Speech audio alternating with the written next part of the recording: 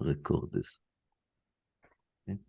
Welcome to Science Sci-Fi, connecting the public to science and technology through storytelling. My name is Robert Friedman, and today we have a special guest with us, Dr. Robert Zubrin, an aerospace engineer and best known for his book, The Case for Mars, and the founder of the Mars Society. I first read the first book I read of him, it was nearly 20 years ago, The Energy Victory, also related to energy.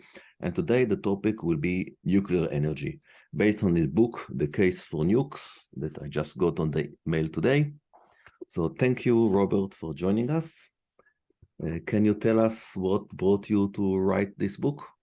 Well, the reason why I wrote it is because there needed to be an answer to all these people saying that human progress had to stop because we are either running out of energy or we're not running out of energy, and therefore we're going to pollute the world with carbon dioxide from fossil fuels. And I wanted to make it clear that there was a real answer to this situation, a positive answer, one that would allow a flourishing human future, and that is nuclear power.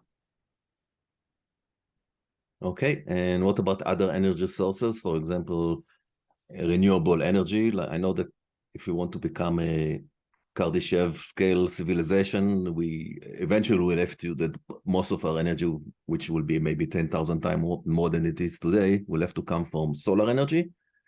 But I know that in the short run, we do want to have clean energy, not based on coal or something that increase significantly the amount of CO2 in the atmosphere. And for some reason, a lot of people are objecting to nuclear energy. I know originally I came from Israel. Back then, I remember that the argument against nuclear energy was a lot of accidents, like Fukushima was later, or Chernobyl. And the idea was because Israel was a tiny country, if you have a nuclear reactor and you have an accident, the country is gone. So the question is, how safe is nuclear energy and how clean it is comparing to other energy sources? Okay, so you brought up a lot of issues there. So let's start at the beginning, the fundamental one, which is where will our energy come from? Okay, now human history is one of increasing utilization of new forms of energy, basically creating energy resources. We actually enabled our own evolution from the rest of the animal kingdom by the development of our control of fire, which allowed us to cook food and digest it, and therefore have larger brains than we could otherwise have. And of course, fire also enabled us to produce a whole bunch of artificial materials that didn't exist previously in nature, such as, clay pottery was one early one, bricks, leather, actually. These are, and charcoal is superior fuel to wood because it produces less smoke. These are artificial materials. They do not exist in nature. And then metals, starting with copper and bronze. Now, of course, okay, Israel actually existed in the Bronze Age, as well as later, but this was a very long period of time of human history. It's about 3,000 years, during which time the only metals available to humankind were copper, tin, zinc, lead, gold, and silver, which collectively amount to less than 100 parts per million in the Earth's crust. Okay, think about that. The world is existing on extremely rare metals. And so bronze, for example, you could only make either weapons for aristocrats or works of art with bronze. It could not be a metal for mass use. People in the Bronze Age did not use bronze plows to plow fields. It was much too expensive for use by farmers. And common artisans had very little access to bronze tools. But once we got our temperatures hotter, okay, so that we're able to smelt iron. Iron is not 100 parts per million of the Earth's crust. It's 100,000 parts per million of the Earth's crust. And so this is a revolution. Humanity's metal resources expand 1,000-fold from the Bronze Age to the Iron Age. This is totally transformative in terms of what it allows people to do. Now you have common people with iron-tipped plows and iron axes to cut down trees and improve iron steel. And then something else is also developed. Okay, other artificial materials are fabrics, and with fabrics we made sails. Okay, and now we could harness wind power. Okay, and of course, actually people don't know that domestication of the horse only occurs in the period between 2000 and 1000 BC. It's actually relatively recent. Dogs are much older, but horses, and so really good animal power is something that comes along a bit later than most people think. Okay, so now we've got animal power, we've got wind power. Around 100 AD, people invent water wheels, okay? And we even have quotes from Roman writers remarking on this remarkable new invention and that allowed grain to be ground without human effort, okay? And this was tremendously liberating, particularly for women and girls who were assigned the task every morning, spending hours grinding grain by hand. Now this has been done by the water nymphs, says the Roman writer. It's amazing. And so civilization advances. Now, with effective horse collars, which actually don't come into use until about 600 AD, and iron-tipped plows and so forth, people are actually able to farm land in places like France and Germany. And these places, which previously had been of very modest interest to the Romans, didn't even bother to conquer Germany. They could have. What do you want it for? Now become prime farmland. Human population expands. And also glass is invented, and increasingly superior quality glass until you get truly transparent glass by 1500. But here's this civilization growing, and its population is growing, and its energy utilization is growing, so much so that it's threatening to deforest Europe and much of the rest of the world. Okay, except that fossil fuels get introduced, okay, and release enormous amounts of more energy with much less impact on nature than cutting down trees, okay, and then, well, first there's coal, and then we have oil and natural gas, and these are resources that the biosphere hadn't been tapping. We start tapping, and we're able to grow much more and have much less impact on the environment. We can stop hunting whales because we have oil. Okay, in this kind of thing. Now, this civilization is able to develop steam engines and then electrical generators, and with electricity you can have new kinds of chemistry, and with electrochemistry you can create aluminum.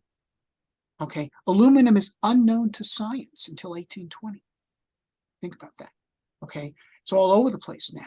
We use it to make disposable cans. It's unknown to science until 1820. Also for flights, you cannot build airplanes without aluminum. Right, and then it doesn't become a product that's available to most people until the early 20th century. But of course, it enables, among other things, the air age, the jet age, aluminum. Okay, among many other uses for it, and then silicon and titanium and other metals. So our material resources expand, okay? And of course, it's this fossil fuel electrified civilization making effective use of chemistry, which is able to develop nuclear power, okay? And so each level of energy use opens up paths to more. Now, you think about this. if you lived in the time of Napoleon and you wanted to know the energy resources of a country, you'd look at its forests. Maybe you'd look at its coal. You're starting to get into that. You wouldn't have looked into its oil. Napoleon never considered the oil resources of the Middle East as one of the reasons why he wanted to invade it. He was interested in getting control of a route to India, but no. So oil was not a resource until the latter part of the 19th century, when people developed drilling and refining and machines that could run on the product. Uranium, and so vast countries that had no energy resource. Saudi Arabia had no energy resources before there was oil, because they certainly didn't have forests of any significance. Now they have huge energy resources. Well, what about nuclear? Okay. Do you know an atom of uranium has 10 million times the energy per unit weight as oil? Okay, so if you have a rock like granite, which typically has 2 parts per million uranium in it, ordinary granite, okay, like composes most of our mountains here in North America, each rock of that with 2 parts per million uranium in it has something like 20 times the energy content of an equal mass of oil. Okay, and if you count the thorium, it's more like 100 times. Okay, so you're looking at mountains of energy all around you. If you apply your mind, okay, you apply your mind. Just like, so it's like Moses getting water out of the rock. Okay, of course, now the water wasn't actually in the rock. It was, if you believe the story, God that made water come out of the rock. Well, it's the same thing with energy. If we can use our reason, we can unleash unlimited amounts of energy. And that's what nuclear power is. We're, right now, okay, the average income of an American is $50,000 a year. Average income of the citizen of planet Earth is $10,000 a year. That's typical of countries like, say, Mexico or Brazil. Okay, and then there are countries that are below average. And even in countries that are average, there are people who are below average, people who live on $2,000 a year or less. Okay, so the world is too poor. Now, you can look at the energy consumption of the world, and while there's a little bit of irregularities in the graph, basically standard of living is proportional to energy consumption. Okay, if we want to raise the average standard of living of the world to current American, we'd have to increase worldwide energy consumption 5 times. And that doesn't even take into account population growth. Okay, or the fact that America and Europe is going to continue to raise their standard of living, or the fact that we actually have poverty in America, even at $50,000 a year average. The world's too poor. It needs a lot more energy. We're not going to be able to get the human race where it needs to be by cutting back or keeping where we are. We're going to need to radically expand energy. And this is where the carbon issue becomes an issue. It's actually not a major issue now. We've had a 1 degree increase in temperature since 1870. Okay, that's not terribly profound. If you were to move about 100 miles south of where you are, you would encounter a climate about 1 degree warmer than where you live. And actually, in the United States right now, which is warmer than Canada, the migration that's going on are not people from the south streaming north to escape global warming. It's people from the north moving south to enjoy warmer temperatures, and a lot warmer than 1 degree more. So that's not the issue. And it's not really even a significant warming. It's real. The data is true. IPC is absolutely correct. It's warmed by 1 degree. And there's proof of that. Although the climate activists rarely present the strongest proof, which is the expansion of the growing season that has occurred, because that's easy to measure.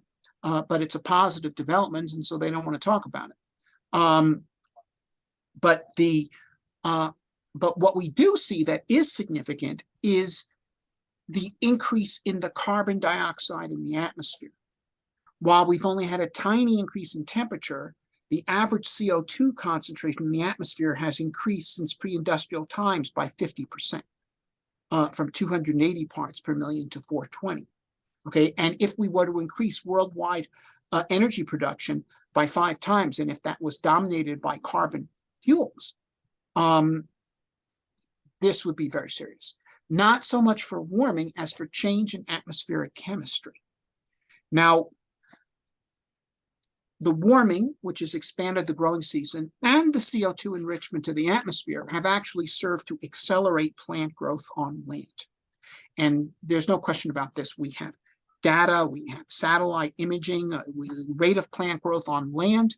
And here I'm talking not just about agricultural plants, which have done much better because of fertilizers produced by fossil fuels, but wild plants just enjoying the higher CO2 content.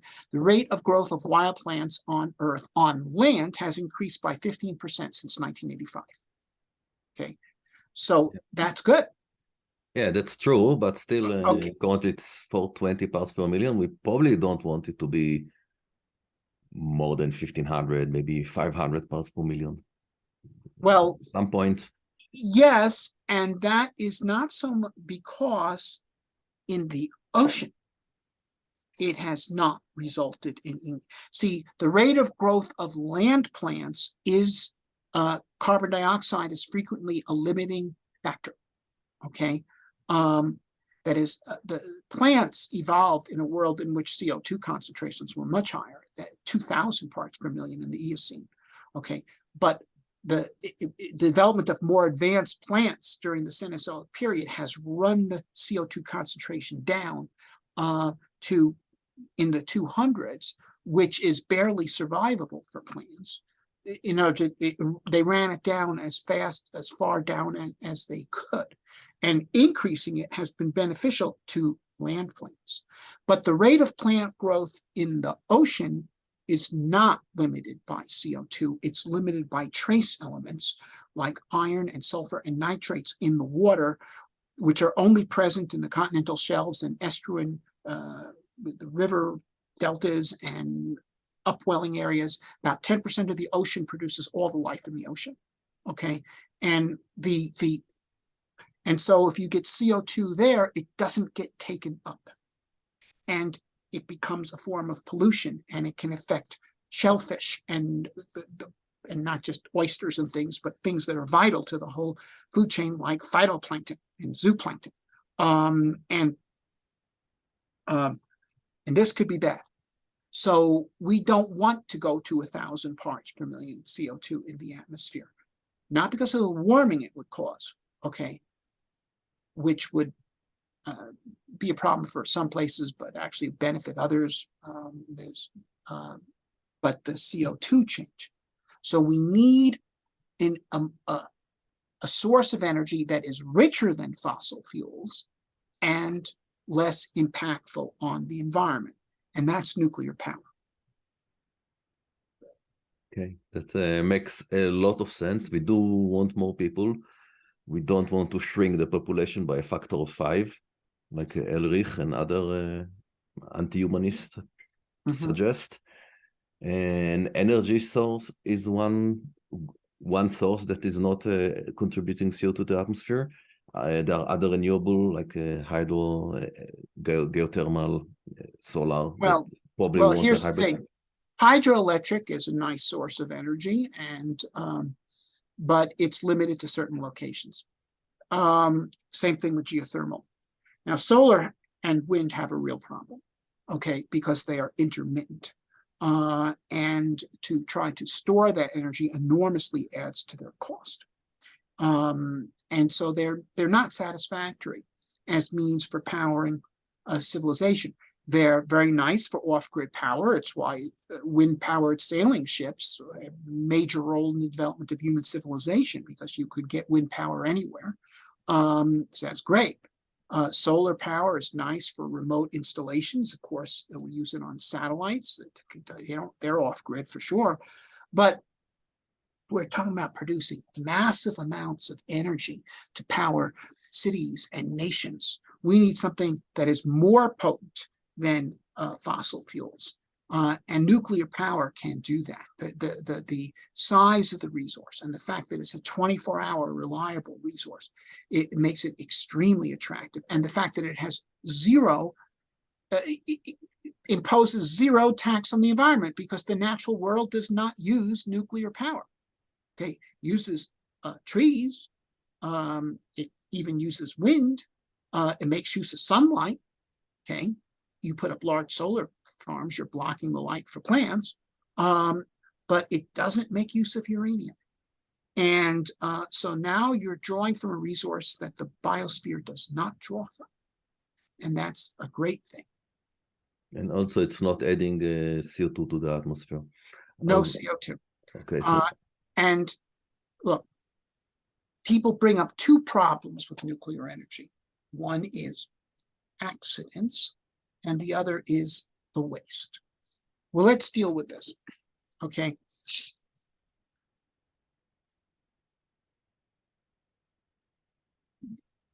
The most common type of nuclear reactor is the very well designed and conceived pressurized water reactor. It and its variants compose about 90% of all nuclear reactors worldwide, because it's based on the reactor in the submarine Nautilus created by Rickover, which was the basis of the first civilian nuclear power plant, Shippingport, which was the basis of the Atoms for Peace program, and everybody has used it ever since. Now, I'm not saying that it can't be improved. It can be, but there's been 1,000 of them, more than 1,000 of them on land or sea for the past 60 years. And not a single person in the world has ever been harmed by the radiological release from a pressurized water reactor. Not one. And there's no other energy source that can make that claim. None. Windmills are more dangerous. Fossil fuels, vastly more dangerous. The solar energy, more dangerous, actually. Definitely coal. Yeah, and coal, of course. To say nothing of, especially if it contains sulfur. Right. Now, there's been accidents, okay? Now, one feature of nuclear power is that while you can turn the nuclear fission reaction off essentially instantly by dropping control rods that absorb neutrons into the reactor that send the neutron multiplication to less than break-even, and it more or less instantly shuts the reaction down. If the reactor is operated for any length of time, there are radioactive waste products present in the fuel, and they continue to give off heat. So when you turn a reactor off, in less than a second, you can cut the power from 100% to 7%. But then from there on out, it will take hours to decay down to 1% and then 0.1%, so forth. So that if you don't continue to cool the reactor, it can melt itself. Now, the anti-nuclear movement made a big deal out of this. They said, if you don't continue to cool the reactor will melt down, and then this molten mass of nuclear fuel and waste will melt its way through the steel pressure vessel that contains the fuel, which is 8 inches thick of steel. And then it will fall down onto the floor of the containment building, which is concrete 8 feet thick, melt its way through that, and then melt its way through the Earth's core, and then sort of counter-scientifically go up through the other side of the Earth and reach China. So this was called the China syndrome, and there was even a movie with this very title made. Yeah, from the 1970s. Yes, exactly. And coincidentally, during the very same month that movie was released, and I don't believe this was a conspiracy, I think this is a coincidence, actually, but nevertheless, it was a remarkable coincidence. We had the meltdown at 3 Mile Island. And this was caused by an operator error, because the reactor tripped and the automatic cooling pumps went on, and the reactor operators foolishly turned them off. They panicked. They didn't understand what was going on. They turned the cooling pumps off. And so the 3 Mile Island plant melted down. But guess what happened? It didn't melt through the pressure vessel and then the containment building and then the Earth all the way to China. it didn't even melt all the way through the pressure vessel. It melted about 1 inch into the steel of the pressure vessel, and then it stopped. Okay. And the only radiological release was a little bit of radioiodine that had to be vented, about 12 curies, which was enough to expose the people in the area to the same radiation dose they would have gotten had they gone and spent the weekend in Colorado, where the background radiation is higher than in Pennsylvania, or in Calgary. Same problem. Okay. The zero. So 3 Mile Island is the only mega disaster in human history in which no one was hurt. Okay. The now Fukushima was more serious, but in fact, the disaster at Fukushima was not caused by the nuclear power plant. It was caused by an earthquake and tidal wave, which destroyed the city, killed 28,000 people through various means of drowning and falling buildings and things of this sort. There was no significant radiological release outside the plant. That is, no one outside the plant gate, despite the fact that 3 of the reactors were completely destroyed by the tidal wave. No one outside of the plant gate got a radiological dose that was only not fatal, not even significant in terms of health. Okay. Now, the only nuclear power plant accident that did have serious effects was Chernobyl. But Chernobyl was not a pressurized water reactor. It was a Soviet reactor that was a dual-use bomb-making and power reactor. It had no containment building at all. Okay. And unlike a water-moderated reactor, it did not have a negative temperature coefficient of reactivity. It had a positive temperature coefficient of reactivity. Let me explain what that is. Neutrons are more reactive, are more likely to cause a fission if they are slowed down. Okay. So the division of neutrons as fast-moving projectiles smashing up nuclei is not correct. What it really is more like is they're wandering along, and if they get pulled into a nucleus, they make the nucleus unstable and it breaks apart. Okay, and by slowing them down, you increase their potential by like 500 times. If you're going from a really fast neutron, as it is born out of fission, to a slow neutron that has been slowed down to the velocity it is at room temperature, which is known as a thermal neutron. Now, the best way to slow a neutron down is with low atomic weight elements like hydrogen. Because you see, when you have a collision between 2 objects, this is just classical physics, if they have the same mass, they will split the energy. On the other hand, if you throw a lightweight particle against a very heavy particle, like a ball against the side of the house, okay, the lightweight particle keeps almost all of its energy, bounces off, and very little energy is imparted to the house. Okay, so Rickover said, okay, what we're going to do is we're going to both cool the reactor and moderate the neutrons using water. Because you see, we're not using highly enriched fuel, we're using 3% enriched fuel. It can't sustain a fission reactor unless the neutrons are completely moderated. So it needs to have the water there in order for it to simply carry on the chain reaction. But if the water starts to boil more than a few percent, basically you got holes in your moderator. Okay. As soon as the water starts to boil too much, there's holes in your moderator and it stops functioning as a moderator. So if the reactor heats up too much, the reaction shuts down. Now, if the reaction shuts down, the reactor will cool down. Then the reactor will start up again. And all this happens in milliseconds. And so what you actually see is the reactor power is held level at a certain amount, at exactly the amount where there's just enough boiling to stop it from going any hotter. And that's why pressurized water reactors are totally stable. You cannot make one have a runaway chain reaction. It is physically impossible. Okay. Whereas the Chernobyl reactor was moderated by graphite. And while there are ways to build a graphite reactor that gives it a weak negative temperature coefficient of reactivity. There's also ways to build it where it has a positive coefficient of reactivity, which is to say the hotter the graphite gets, the more the reaction wants to go. And that's what happened with Chernobyl. When they did this goofy experiment pulling the rods, they set off an exponential increase in the fission reactor. And so you had a fission runaway, which you cannot have in a water reactor. Okay. Now, it was a reactor, wasn't a bomb. A bomb, you have to have a runaway reaction occur so fast that you get a substantial amount of the uranium set off before the thing can disassemble. And that takes precision engineering. Chernobyl was not that. But it did have a runaway reactor that was sufficient to make it disassemble. So the reactor disassembles, and it had no containment building.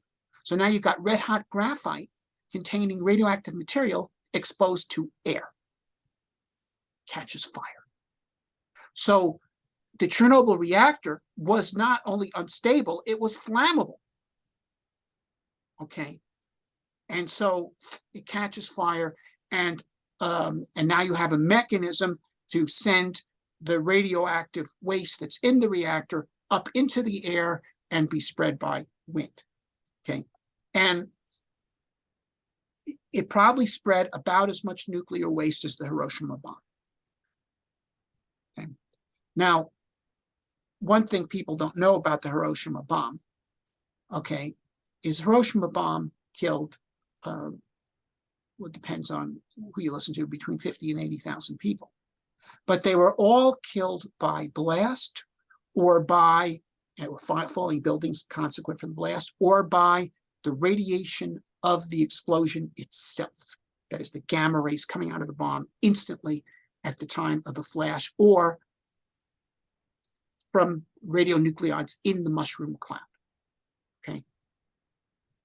No one, not one person, was killed by fallout of the radiation coming down from the mushroom cloud and contaminating the ground. There was some substantial contamination of the ground, but it actually was not enough to kill anyone.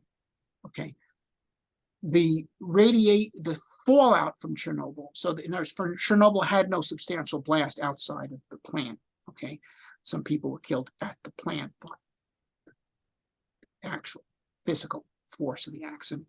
But you have, and then you have some firefighters in the immediate vicinity of this blazing fire sending up radionuclides right there. But then the stuff came down, and actually the areas where the Chernobyl fallout came down, because in fact they were evacuated, are now some of the richest wildlife preserves in Europe, because the animals didn't evacuate and they very much enjoy having the people leave. But anyway, Chernobyl was a very poorly designed reactor, and it was operated in a crazy way, and no such reactor would be licensed in any civilized country. The people that were hurt by Chernobyl weren't hurt by nuclear power, they were hurt by the Soviet Union. Another issue I heard is one is the risk of terrorists, like people are concerned that, for example, Iran will have nuclear reactor because maybe they can use the ability to enrich uranium into making a nuclear weapon. Well, sure. Okay,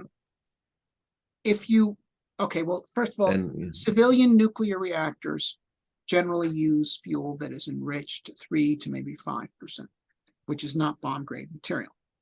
To make a bomb, you really want material that's enriched to over 60%. First-class bombs, like in the American arsenal, are 93% enriched. Okay, Hiroshima bomb was 80% enriched. Okay,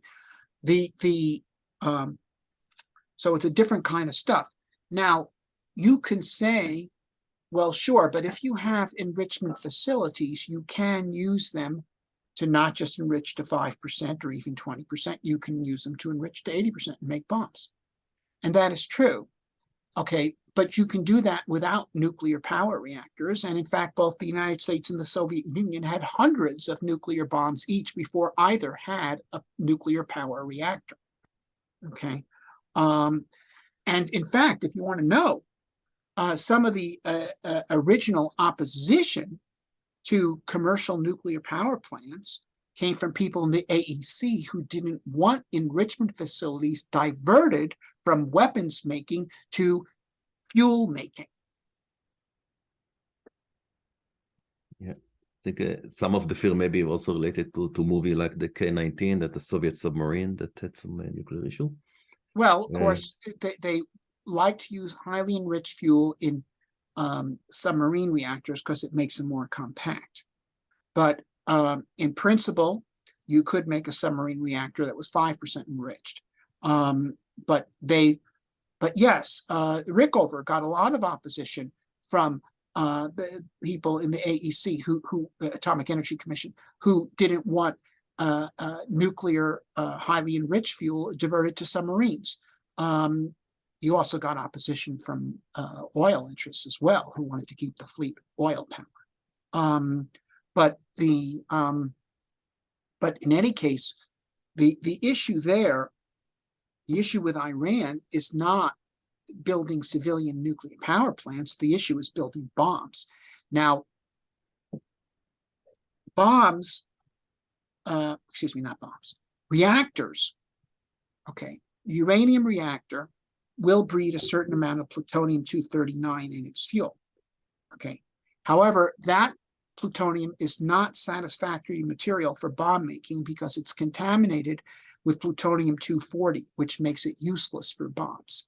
So people, in fact, do not use commercial nuclear power plants to generate plutonium for bombs. They use dedicated, they either use straight enrichment of uranium, or if they're making plutonium, they use it in dedicated piles in which you can pull the fuel out quite frequently and remove the plutonium-239 before it absorbs a second neutron and becomes plutonium-240. But commercial reactors keep the plutonium in there for too long because they don't want to always be shutting down and opening themselves up and doing all this stuff. So in summary, nuclear reactor, at least more than one, are pretty reliable.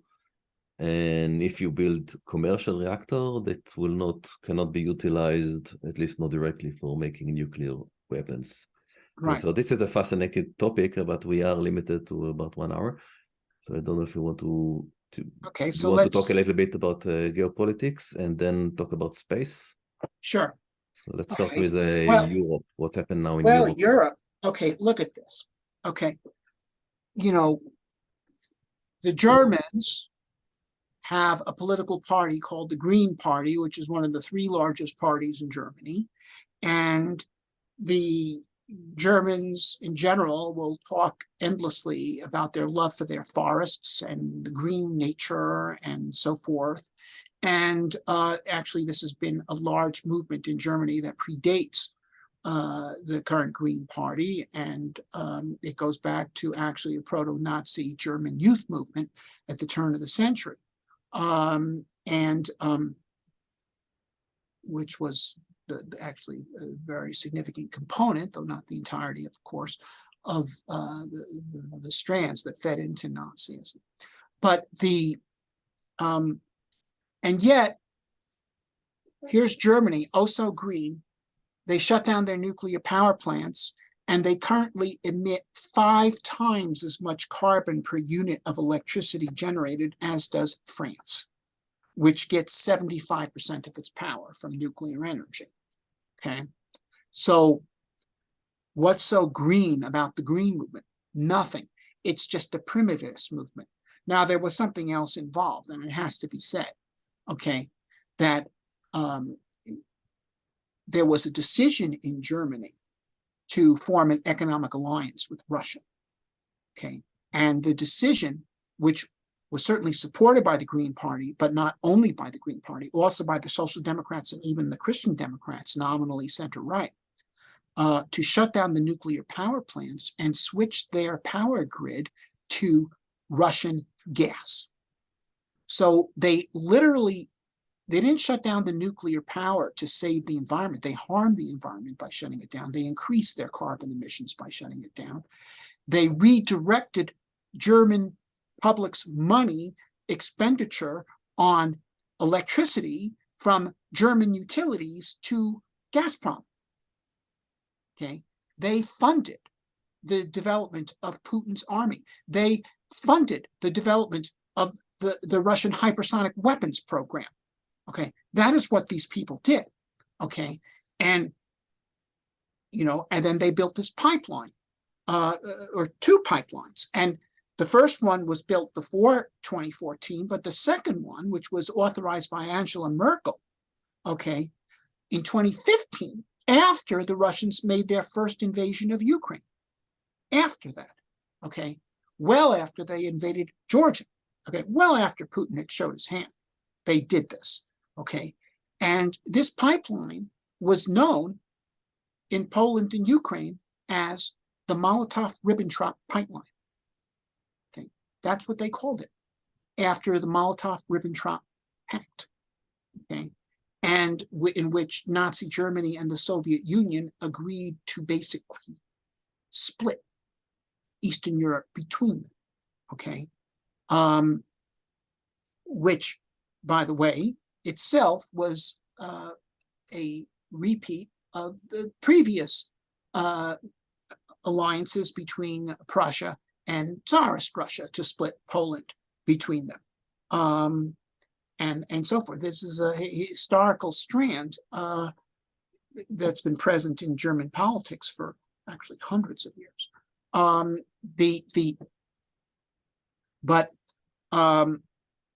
So here's the thing. There was nothing genuine in this thing. And the excuse given Fukushima, we can't have a Fukushima in Germany.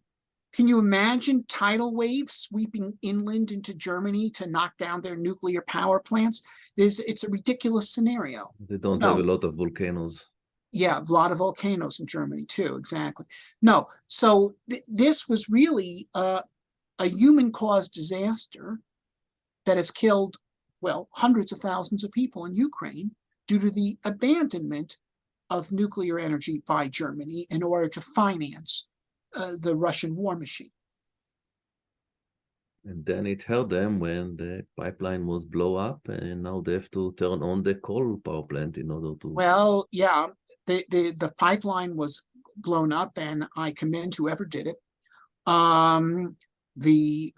Because if they hadn't done it, Germany today would A, be continuing to finance the Russian war effort, and B, be an incredible drag on any NATO action in support of Ukraine, because they would be there saying, oh my God, you can't do this because the Russians will turn off our gas.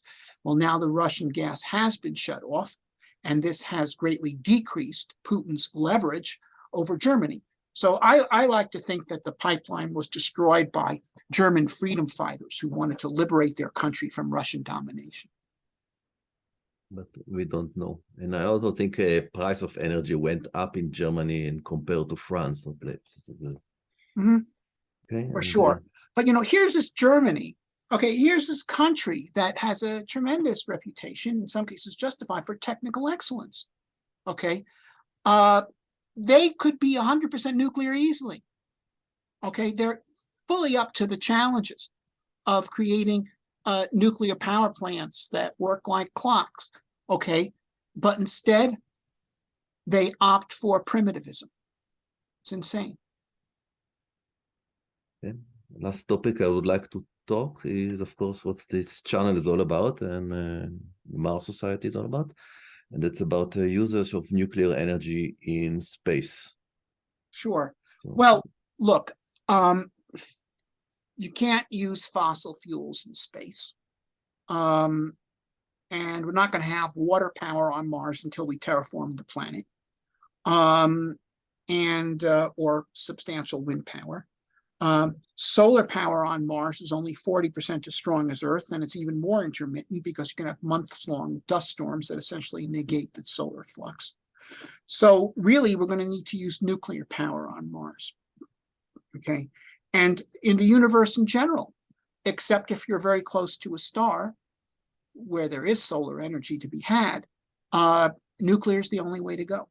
So if we're going to become a spacefaring species, we're going to have to make use of nuclear power. It's as simple as that. And to me, the most important uses for nuclear power, the place where it's most critical, if we're talking about the inner solar system, is surface nuclear power. Because nuclear power gives you the ability to transform the materials, like, for instance, on Mars, water and carbon dioxide. If you've got power, you can turn it into methane and oxygen propellant.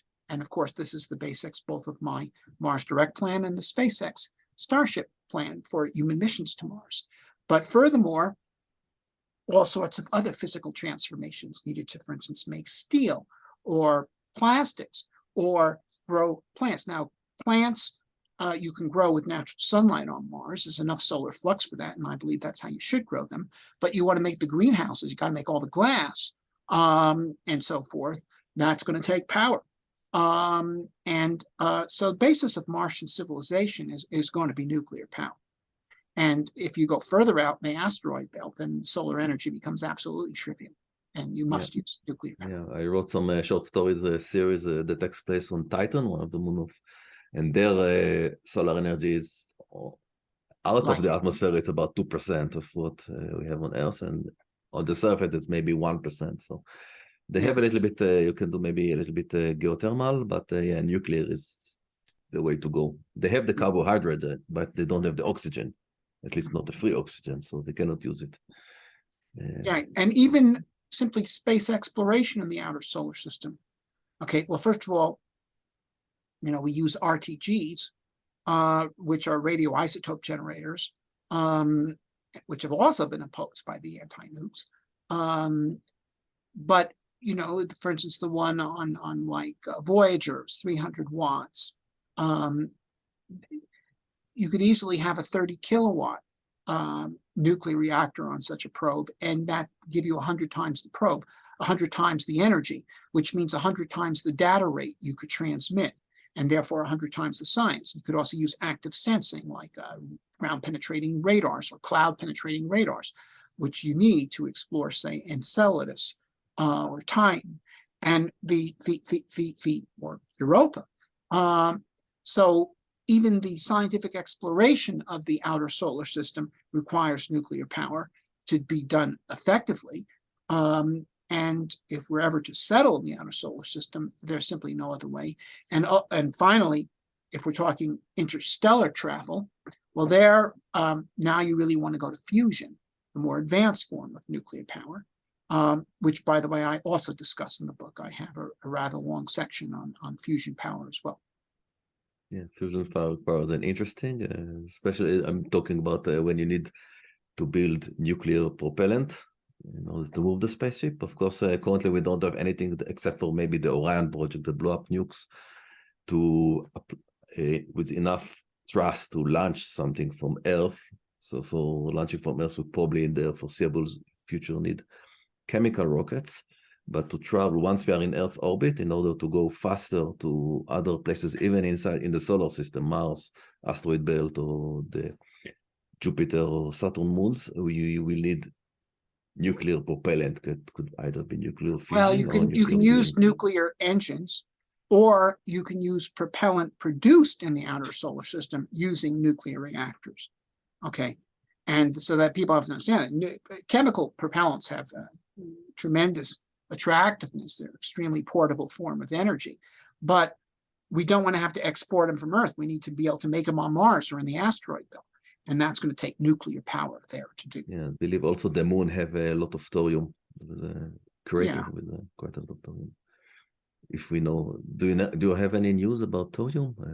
Well, thorium has been detected on Mars, and Mars has had a complex geological history with volcanism, hydrothermal action, and so water action that has produced ores on Earth. So there's every reason to believe that concentrated mineral ores exist on Mars, and that would include uranium and thorium ores. So we can build a civilization based on nuclear energy in space. Right.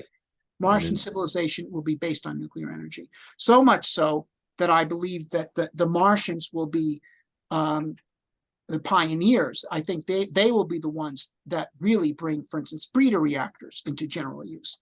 Because on Earth, okay, look, you know, we only use about 1% of the energy in the uranium. We can get away with it because the uranium fuel is 5% of the cost of nuclear electricity. But we're not going to want to export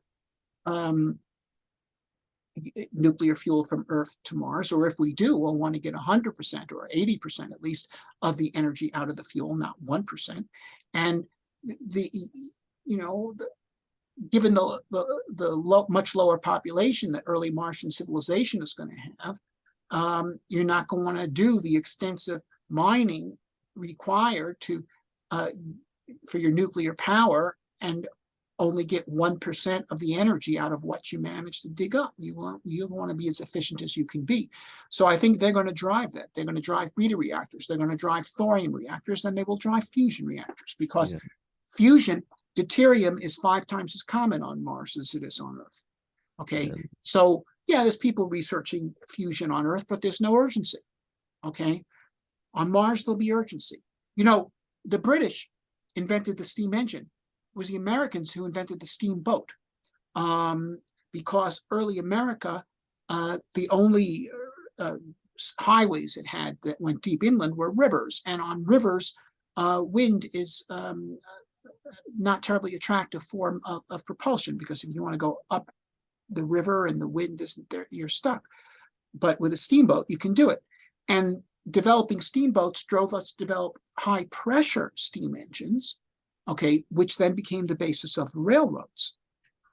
Okay, and so the 19th century is based on not just the invention of steam engines, but the advancement of steam engines to the point where they could power steam-powered ships and steam-powered railroads and steam-powered centrally generated electrical power. This is the radical transformation that changes the world between 1800 and 1900, and it's significantly driven by the relationship between energy, innovation, and the frontier. And I think we'll see the same thing in space. Okay, and last question, where can people find you and find your books? Okay, well, the book goes on sale, general sale, on Amazon and BarnesandNoble.com, April 3rd. Yep, there it is, The Case for Nukes. If people want a copy sooner than that, they could, if they're in the United States, they can send $29 to me by PayPal at zubrin@aol.com, or $49 if you live outside the United States, because the postage is ridiculous. But the book will also be available on Kindle on April 3rd. So if you live outside the United States especially, I suggest you just wait till then and get the Kindle book. Won't cost you. Unless you want a signed copy. Yeah, unless you want a signed copy. I don't know. Well, another place you'll be able to get a signed copy is by coming to the Mars Society Convention, which is going to be at the University of Arizona. Arizona State University. I'll tell you when. It's going to be October 5th through 8th.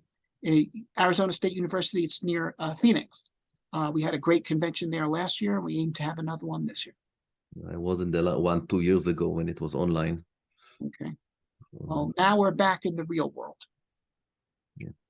So thank you very much. I'll leave the link below for how people can get your book and get in touch with you. And thank you very much for joining us. Well, thank you. And please send me a link to the podcast when you put it online. I will. Okay, thanks. Bye. So thank you very much. I will not stop the recording.